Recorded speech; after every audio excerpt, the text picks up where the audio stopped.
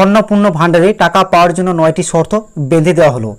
এই শর্তের ফলে অনেক মেয়েরাই কিন্তু অন্নপূর্ণা ভাণ্ডার থেকে টাকা পাবেন না।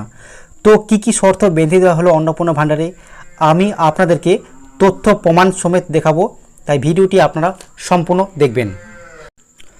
তো দেখুন এই সংক্রান্ত কি নতুন আপডেট এসেছে, কারা টাকা পাবেন কারা পাবেন না অন্নপূর্ণা যোজনায় স্বচ্ছ তালিকা তৈরি হচ্ছে জানালেন মুখ্যমন্ত্রী শুভেন্দু অধিকারী। কি জানিয়েছেন দেখুন, শুভেন্দু অধিকারী স্পষ্ট করে দেন ফর্ম পূরণ নিয়ে সাধারণ মানুষের কোনো তাড়াহুড়ো কোনো প্রয়োজন নেই।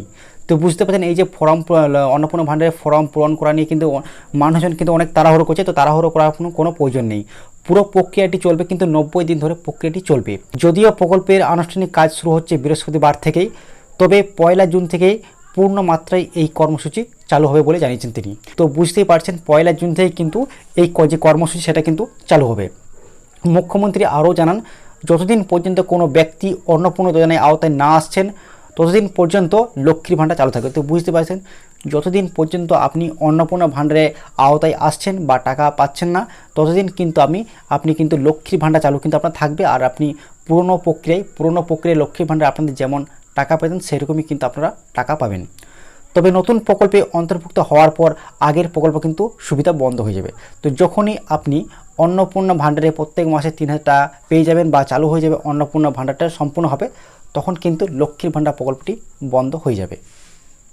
তারপরে আরও বিস্তারিত কি বলা হয়েছে দেখুন, এই বিষয়ে কিন্তু মুখ্যমন্ত্রী স্পষ্ট করেছেন অনলাইন এবং অফলাইন দুই পদ্ধতিতেই আবেদন করা যাবে। তো বুঝতে পারছেন এই যে অন্নপূর্ণার যে ভাণ্ডার সেটা কিন্তু আপনারা দুইভাবে কিন্তু আবেদন করতে পারবেন। আপনারা চাইলে অনলাইনেও করতে পারবেন এবং অফলাইনেও করতে পারবেন। যারা নিজেরা ফর্ম পূরণ করতে পারবেন না তাদের সাহায্যের জন্য সরকারি কর্মীরা বাড়ি বাড়ি যাবেন বলে জানিয়েছেন মুখ্যমন্ত্রী। পাশাপাশি নবনির্বাচিত বিধায়কদের এই কাজে যুক্ত করা হচ্ছে। শুভেন্দুর কথায় মানুষের কাছে পৌঁছে প্রকল্পের সুবিধা নিশ্চিত করায় তাদের অন্যতম বড় দায়িত্ব হতে চলেছে। শুধু তাই নয়, আগামী 15, 16 এবং 17 তারিখ বিভিন্ন জায়গায় জনকল্যাণ শিবির আয়োজন করা হবে। তো বুঝতে পারছেন একটা কিন্তু শিবির আয়োজন করা হবে কত তারিখ, 15, 16 এবং 17 তারিখ একটা কিন্তু শিবির আয়োজন করা হবে। সেখানে আবেদনপত্র পূরণ এবং নথি জমা দেওয়ার ক্ষেত্রে সাধারণ মানুষকে সহযোগিতা করা হবে বলে ঘোষণা করেছেন মুখ্যমন্ত্রী আমাদের শুভেন্দু অধিকারী। তবে কারা এই প্রকল্পের সুবিধা পাবেন না, তখন এই বিষয়টি কিন্তু অনেকেই মনে কিন্তু প্রশ্ন যে এই অন্নপূর্ণা ভাণ্ডারে কারা সুবিধা পাবেন না। দেখুন তাও কিন্তু স্পষ্ট করে দিয়েছেন শুভেন্দু অধিকারী। তিনি জানিয়েছেন যারা আয়কর দেন, সরকারি চাকরি করেন, নিয়মিত বেতন পান অথবা পেনশনভোগী তারা অন্নপূর্ণা যোজনায় কিন্তু অর্থ পাবেন না। তো বিষয়টা আপনারা বুঝতেই পারছেন যে যারা ইনকাম ট্যাক্স দেন, যাদের অনেক টাকা পয়সা তারা কিন্তু আপনার অন্নপূর্ণা ভাণ্ডার যোজনায় কিন্তু টাকা পাবেন না। যারা নিয়মিত বেতন, যারা সরকারি চাকরি করেন তারাও কিন্তু পাবেন না, যারা পেনশন পান তারাও কিন্তু টাকা অন্নপূর্ণা ভাণ্ডার কিন্তু আওতায় আসবেন না বা অন্নপূর্ণা ভাণ্ডারে কিন্তু আবেদন করতে পারবেন না। অর্থাৎ মূলত আর্থিকভাবে পিছিয়ে থাকা পরিবারগুলিকেই এই প্রকল্পের আওতায় আনার লক্ষ্যে নিয়েছে সরকার।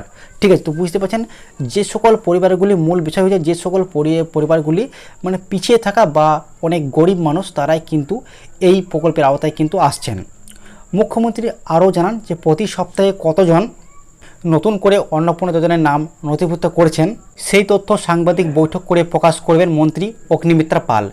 তিনি ইতিমধ্যে রাজ্য সরকারি ওয়েবসাইটে অন্নপূর্ণা যোজনা আবেদনপত্র প্রকাশ করেছে বলে জানিয়েছেন তিনি ফলে অনলাইন আবেদন প্রক্রিয়া কার্যত শুরু হয়ে গেছে। তো বুঝতে পারছেন তিনি কিন্তু জানিয়ে দিয়েছেন যে অনলাইন প্রক্রিয়া কিন্তু আপাতত কার্য শুরু হয়ে গেছে। আপনারা চাইলে কিন্তু অনলাইনেও অ্যাপ্লাই করতে পারবেন আপনারা অন্নপূর্ণা ভাণ্ডারের জন্য। রাজনৈতিক মহলের মতে নতুন সরকার ক্ষমতায় আসার পর এটি অন্যতম বড় জনমুখী প্রকল্প হতে চলেছে। বিশেষ করে লক্ষ্মীর ভাণ্ডার নিয়ে দীর্ঘদিন ধরে ওঠা অভিযোগের আবহে নতুন তালিকা তৈরির সিদ্ধান্ত যথেষ্ট তাৎপর্যপূর্ণ বলে মনে করা হচ্ছে। এখন দেখার বিষয় আগামী 3 মাসের মধ্যে কত দ্রুত নতুন তালিকা তৈরি হয়, বাস্তবে কতজন এই প্রকল্পের আওতায় আসবেন। ঠিক আছে, তো এখন দেখার বিষয় যে এই যে 90 দিন একটা টাইম চেয়ে নেওয়া হয়েছে, 90 দিনের মধ্যে কত তাড়াতাড়ি আওতায় আসছে অন্নপূর্ণা ভাণ্ডারে, ঠিক আছে, কতজন নাম নথিভুক্ত হচ্ছে এইটাই দেখার বিষয়। আর মূল বিষয়টা হচ্ছে যে এবার আপনারা কিন্তু অনেকেই জানতে চাইছেন যে কারা অন্নপূর্ণা ভাণ্ডারে টাকা পাবেন না। তো আমি কিন্তু বিষয়টা ক্লিয়ার করে দিলাম যে তারা সরকারি চাকরি করেন, পেনশন পান বা ইনকাম ট্যাক্স দেন তারা কিন্তু এই অন্নপূর্ণা যোজনায় কিন্তু আবেদন করতে পারবেন না বা টাকা পাবেন না কিন্তু, ঠিক আছে। আর এছাড়াও কিন্তু আপনারা চাইলে এই প্রকল্পের জন্য কিন্তু আপনারা অনলাইন অফলাইন দুইভাবে কিন্তু আবেদন করতে পারবেন। আপনারা চাইলে কিন্তু বাড়ি বসে কিন্তু আপনারা অফলাইনের মাধ্যমে ফর্ম ফিল আপ করে ডকুমেন্ট সমস্ত কিছু অ্যাটাস্টেজ করে সেটা কিন্তু আপনারা চাইলে ব্লক অফিস বা পঞ্চায়েত অফিসে কিন্তু আপনারা জমা করতে পারেন। আর এছাড়াও আপনারা চাইলে কিন্তু অনলাইনের মাধ্যমে কোনো সিএসসি সেন্টার বা অনলাইন সেন্টারে গিয়েও কিন্তু আপনারা আবেদন করতে পারবেন।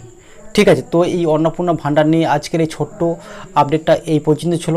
এই ধরনের আরও নতুন আপডেট পাওয়ার জন্য চ্যানেলটি অবশ্যই আপনারা সাবস্ক্রাইব করে রাখবেন। ধন্যবাদ।